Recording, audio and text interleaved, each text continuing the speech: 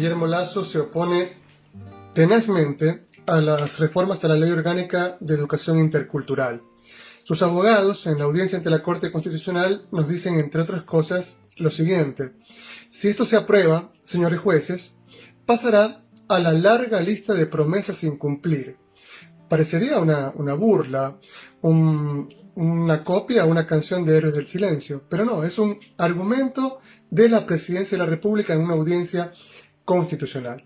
Los abogados del IES, por su parte, nos dicen que se oponen totalmente, férreamente, a que se reduzca la edad para jubilarse de los profesores. ¿Razones? No, es que la esperanza de vida de los ecuatorianos ha aumentado. Entre otras cosas, también nos dicen que están muy orgullosos de la democracia en la que vivimos. Caramba, yo no lo estoy tanto. Es una democracia en la que la mayor parte de la población no tiene para comer. Una democracia en la que en las escuelas se viola un niño cada 6 horas y estos casos quedan generalmente impunes. La fiscalía no hace absolutamente nada. Gustavo Zagrebelsky nos decía que la seguridad jurídica de los grandes señores, de los neoliberales, es generalmente la inseguridad jurídica de los históricamente oprimidos. Dicen que esto significaría aumentar el gasto público, porque claro, Guillermo Lasso ve a la educación como un gasto. Nosotros, en cambio, lo vemos como una inversión. Y olvida el presidente Lasso que la disposición 18ª transitoria de la Constitución lo obliga a ¿qué cosa? A entregarle el 0.5% anual del Producto Interno Bruto a la inversión en esta área, en el área educativa, hasta completar un 6% del PIB. Por consiguiente, no se está hablando de aumentar ningún gasto, sino de reasignar, de sincerar el presupuesto general del Estado en función de las coordenadas constitucionales. Vamos a darles razones de derechos para demostrar que esta barbaridad que ha hecho la Corte Constitucional de suspender la entrada en vigencia de reformas que benefician históricamente por primera vez a los niños que sufren bullying, a los niños sobrevivientes que han sufrido abuso sexual en áreas escolares, que beneficia la capacitación, la actualización del docente, una verdadera paridad en el tema entre mujeres y hombres en lo que significa su ingreso salarial. Además, por primera vez se incorpora a los padres de familia de modo activo a la discusión sobre el tema curricular. Todo esto, las reformas más importantes en educación, que se debatieron durante más de 4 años en la Asamblea, han sido hasta ahora dejadas en suspenso por la Corte Constitucional, con jueces como Ramiro Ávila Santamaría, que hablan muchísimo sobre Estado constitucional, sobre Coto Vedado, dice que él es seguidor de Ferrajoli, de Zagrebelsky, de Guastini, de Comanducci, pero a la hora del té firma suspendiendo la entrada en vigencia de las reformas. La morfología del Estado constitucional es absolutamente diferente. El Estado constitucional tiene rasgos específicos. No creo que interese ahora certificar si esa configuración es novedosa o no. En todo caso, sí que es evidente que la producción normativa ha cambiado. ¿En función de qué? De que lo más importante es rescatar los derechos de la parte più debole, de la parte más débil de toda traba, de toda relación procesal.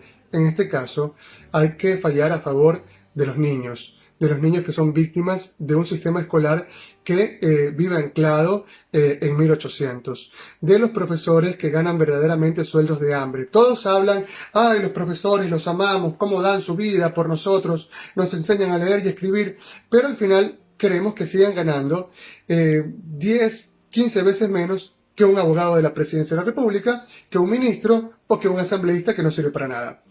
La constitución de los modernos es absolutamente diferente a la visión que tienen los antiguos respecto de la ley suprema. Veamos, sin desarrollo de los derechos fundamentales no existe desarrollo posible.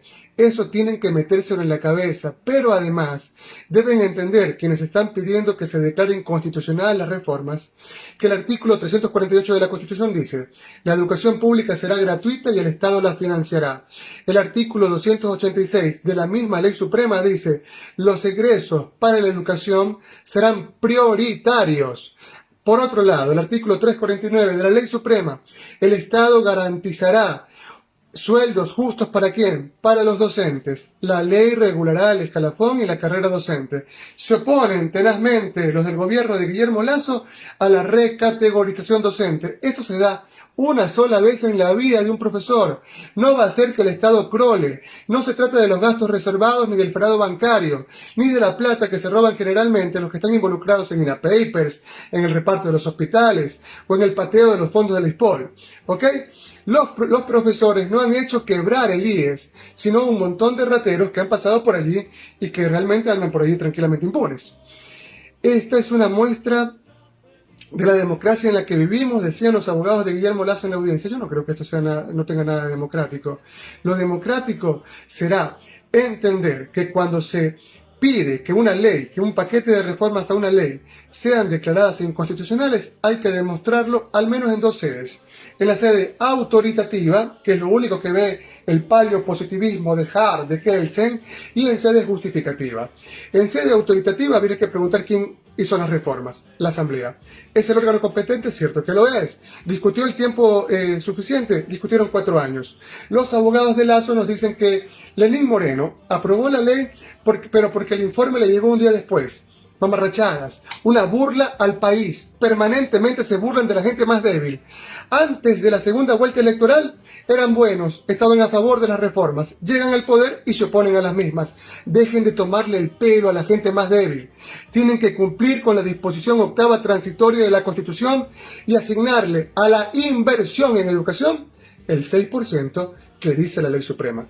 Cumplan de esta manera con equiparar los sueldos de los profesores, con inmediatamente poner en vigencia las reformas a la ley más importante en materia educativa en los últimos 30 años en el Ecuador. No hay que hablar, no hay que decir yo soy garantista, se tatúan a Ferrayoli en la frente, hay que hacerlo. Señores jueces de la Corte Constitucional, este es el momento para demostrar en la praxis que ustedes están con el históricamente sometido, no con sus verdugos.